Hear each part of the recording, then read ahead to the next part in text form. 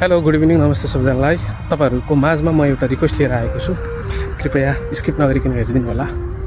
यो रिक्वेस्ट चाहिँ विशेष गरेर प्रवासमा रहनुहुनेहरूको लागि, विदेशमा जो जति काम गर्नको लागि आफ्नो देश छोडेर जानुभएको छ तपाईँहरू सबैजनाको लागि र स्वदेशमै रहनुहुने सम्पूर्ण साथीहरूको लागि, सबैजनाको लागि पनि हो है।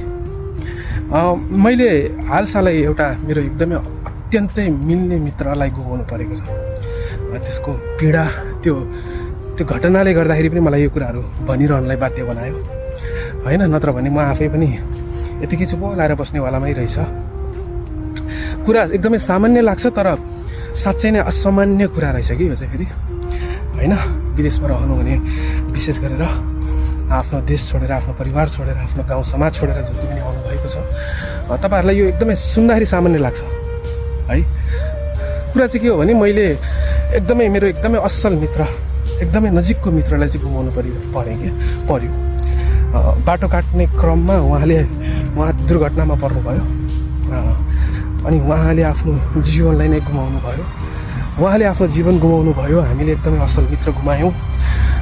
एउटा बुवा आमाले आफ्नो जीवनको सहारालाई गुमायो होइन। एउटा नानी बाबुले आफ्नो एउटा जिन्दगीको सुरक्षा कवचलाई गुमायो।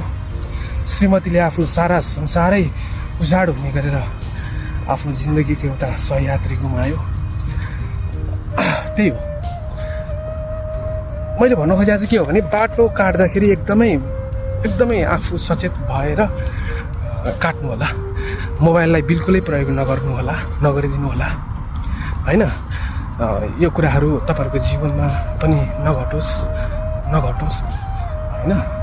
यो एकदमै तपाईँहरूलाई मैले एउटा रिमाइन्ड गराएँ। तपाईँहरू सबैलाई थाहा छ, एकदमै ध्यान दिएर बाटो काट्नुपर्छ। विदेशमा ठुला बाटो हुन्छ, गाडी एकदमै स्पिडमा हुन्छ, तपाईँहरू सबैलाई थाहा छ होइन।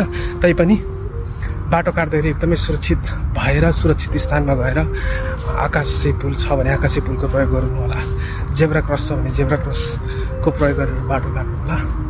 यस्तो दुःखद घटनाहरू हामीले सुनिरहन्छौँ बारम्बार, तर पनि यो घटनाहरू घटिरहन्छन् त किन होइन।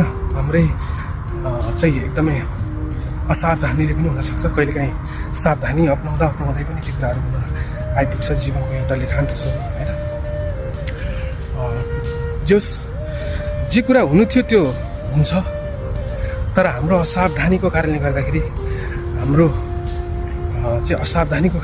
चाहिँ नहोस् त्यो कसैमा पनि। त्यही हो है त। शुभरात्रि।